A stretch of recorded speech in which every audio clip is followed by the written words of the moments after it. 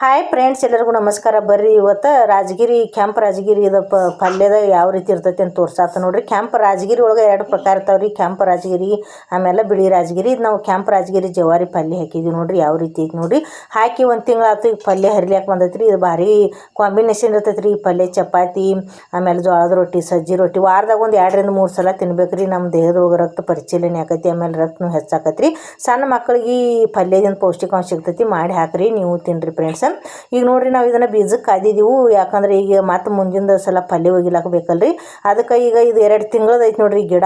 2 ತಿಂಗಳಿಗೆ ಇಷ್ಟು ದೊಡ್ಡದಾಗೈತಿ. ಆಮೇಲೆ ಪ್ರತಿಯೊಂದು ಎಲೆಗೆ ಒಂದೊಂದು ಹೂವು ತೆಗ್ದೈತಿ ನೋಡ್ರಿ. ಗರಿ ಯಾವ ರೀತಿ ತೆಗ್ದೈತಿ, ಹೆಂಗಾಗ ಹೂ ತೆಗಿತೈತಿ ಅಲ್ರಿ, ಹಂಗೆ ಏನಾಕತ್ರಿ ಎಲಿದು ಕಡಿಮೆ ಆಕಾವ. ಎಲೆ ಹೂವು ಜಾಸ್ತಿ ದೊಡ್ಡ ಬಿಡ್ತೈತ್ರಿ. ಆಮೇಲೆ ಯಾವುದೂ ಇದಕ್ಕೆ ಔಷಧದು ಯಾವುದೂ ಹತ್ತಂಗಿಲ್ಲ ರೀ ಜಾಸ್ತಿ. ಇದು ಜವಾರಿ ಪಲ್ಯಕ್ಕೆ ಕಡಿಮೆ ಹತ್ತತ್ರಿ. ಆಮೇಲೆ ಸಾವಯವ ಗೊಬ್ಬರ ಹಾಕಿ ಬೆಳೆಸಿದ್ವಿ ನೋಡ್ರಿ. ನಾವು ಈ ಕಡ್ಲಿ ಪಲ್ಯ ಒಳಗೆ ಅದು ಒಗಿದಿದ್ದೀವಿ ಅದು ಫಸ್ಟ್ ಹಾಕಿದ್ದೀವಿ. ಏನಾಗೈತೆ ರೀ, ಆಲ್ರೆಡಿ ಕಟಾವಿಗೆ ಬಂದೈತೆ ನೋಡ್ರಿ. ಈಗ ಇದಕ್ಕೆ 4 ತಿಂಗಳು ಬೇಕು ರೀ. ಇದು ಹೂ ತೆಗೆದ್ಬೇಕು ಅಂದ್ರೆ ಬೀಜ ಹಾಲಕ್ಕೆ ಪೂರ್ತಿ ತಯಾರಿಲ್ಲಕ್ಕೆ 3-4 ತಿಂಗಳು. ಈಗ 4 ತಿಂಗಳು ಆಗೈತಿ. ಇನ್ನೊಂದು 20 ದಿವ್ಸಿಗೆ ಏನು ಮಾಡ್ತೀವಿ, ಇದನ್ನೆಲ್ಲ ಪೂರ್ತಿ ಒಣಗಿದ ಬಳಿಕ ಕಟಾವು ಮಾಡೋರಿದ್ದೀವಿ ನೋಡ್ರಿ. ಎಷ್ಟು ದೊಡ್ಡೋಗ್ಯಾವ ಗಿಡಗಳು. ಆಮೇಲೆ ಎಷ್ಟು ದೊಡ್ಡ ಹೂ ಬಿಟ್ಟಾವ ನಿಮಗೆ ಕಾಣತ್ತೈತಿ. ಆಮೇಲೆ ಈ ರೀತಿ ಕೊಯ್ಲಾಕ ಬತ್ತಂದ್ರೆ, ಕಟಾವಿಗೆ ಬತ್ತಂದ್ರೆ ಎಲ್ಲ ಮ್ಯಾಗ ಕಲರ ತಿರುಗ್ತೈತ್ರಿ. ಅಂದ್ರೆ ಕ್ಯಾಂಪ್ ಇದ್ದಿದ್ದು ಈ ರೀತಿ ಬೆಳ್ಳಗಾಕೈತಿ. ಒಳಗೆ ಬೀಜ ಎಲ್ಲ ಈ ರೀತಿ ಬೆಳ್ಳಗಾತಂದ್ರೆ ಒಳಗೆ ಬೀಜ ಬಿರುಸಾಗಿರ್ತಾವ್ರಿ ನೋಡ್ರಿ. ನಾವು ಎಷ್ಟು ಬೀಜ ಕಾದಿದ್ದೀವಿ. ಇದ್ರದಾಗ ಉಂಡೆ ಕಟ್ತಾರೆ, ಏಕಾದಶಿ ಆಗಲಿ. ಆಮೇಲೆ ನೀವು ನವರಾತ್ರಿ ಒಳಗೆ ತಿಂತಿರಲ್ರಿ, ಬಿಳಿ ರಾಜಗಿರಿ ಉಂಡೆ ಕಟ್ಟಿರ್ತಾರೋ.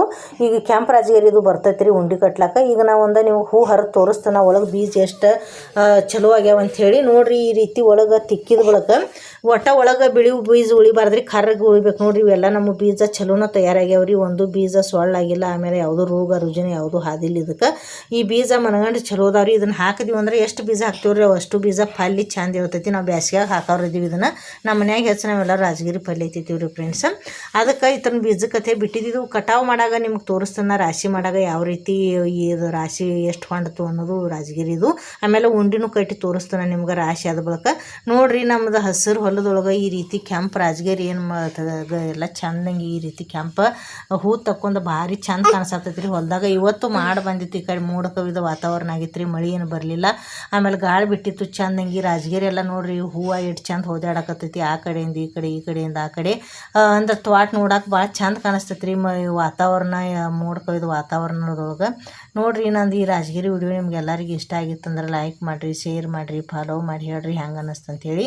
ನೀವು ಯಾವ ಪಲ್ಯ ತಿಂತೀರಿ, ರಾಜಗಿರಿದು ಬಿಳಿ ರಾಜಗಿರಿ ಒಂದು ಕೆಂಪು ರಾಜಗಿರಿ ಅಂತೇಳಿ ಕಮೆಂಟ್ ಮಾಡಿರಿ ಫ್ರೆಂಡ್ಸ್. ಬಾಯ್.